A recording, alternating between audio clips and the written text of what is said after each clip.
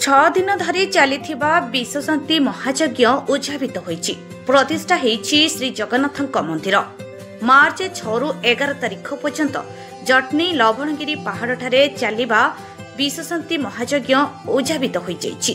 Jatni block अधीन लवणगिरी पहाड़ ठारे ऐतिहासिक जगन्नाथ मंदिर, लवणेश्वर शिव मंदिर, श्री हनुमान मंदिर, मां विमला मंदिर, मां मंगला मंदिर प्रतिष्ठा होईछि।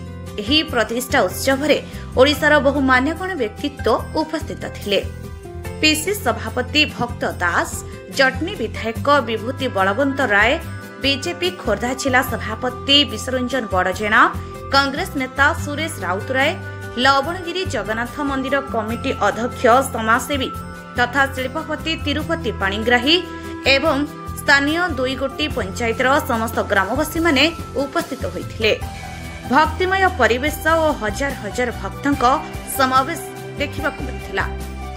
आगकू राज्य सरकार यहां पर्यटन स्थलीर मान्यता देवाकू सबु महलरू दाबी होईछि।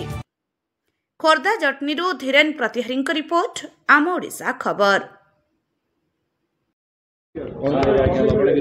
अरे ये ऐतिहासिक पहाड़ स्वयं निजे खारबेल यही लवणेश्वर को पूजा करी दक्षिण भारत आफ्रिका अफगानिस्तान जय करते। आम अंचलवासी तिरुपति पाणिग्राही नेतृत्व में एक ही यार डेवलपमेंट करूँ। शिव मंदिर करूँ, जगन्नाथ मंदिर करूँ, लक्ष्मी मंदिर करूँ, विमला मंदिर करूँ, हनुमान मंदिर करूँ, आ नरसिंह मंदिर गणेश मंदिर करूँ। यार डेवलपमेंट करूँ, गार्डन करूँ, लाइटिंग करूँ, पीवा पानी व्यवस्था करूँ। जहाँ करूँ तिरुपति पाणिग्राही नेतृत्व में, तार नेतृत्व में गोटे विराट टूरिस्ट स्पॉट कर। जय जगन्नाथ, जय जगन्नाथ, जय जगन्नाथ। धन्यवाद दबा हम बाबा को आ तिरुपति पाणिग्राही की आउ एठारे जो माने लागी पड़ी ए जंगल को ए पहाड़ को एते सुंदर मंदिर रे कन्वर्ट करचंती। जगन्नाथ संस्कृति आमर केमती आगू को जाऊ। जगन्नाथ ठू अधिका सिकुलर भगवान नहांती। तांकर बड़ भक्त कहले मुस्लिम, क्रिश्चियन भी तांकर भक्त, बुद्ध भी तांकर भक्त। निजे गुरु नानक आसी एठी शिक्षा नहीं कि जाइछन।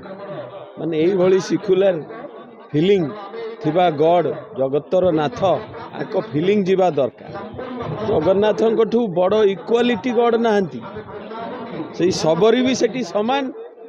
राजा निजे झाड़ू मारती, तामाने आम म्युनिसिपालिटी वर्कर जो झाड़ू मारुचंती से राजा संगे समान जगन्नाथ सामना रे। यही जगन्नाथ संस्कृति जाऊ। जय सीताराम कहतु लोक, जय श्रीराम कही जगन्नाथ को भूली न जातु। हरे कृष्ण हरे राम कहतु, कृष्ण को न भूली जातु। हिंदुइज्म जो आमर रियल हिंदुइज्म हो गोटे नुआ सनातन धर्म न हो जाऊ। ये भुवनेश्वर गोटे मेन टूरिस्ट जगह हवा को जाउछि। या भलिया व्यू पवन ग्रीनरी आ राति रे भुवनेश्वर दर्शन गोटे आउ कोठी पाइबेनी गाँव। यू देखिले बरुणई, यू देखिले धौली, यू देखिले जटणी, यू देखिले खोर्धा, यू देखिले भुवनेश्वर। गोटे पहाड़ उपरे पूरा जो 360 डिग्री जदि कहिया मेट्रोपॉलिटन भुवनेश्वर ताले यही पहाड़ ऊपर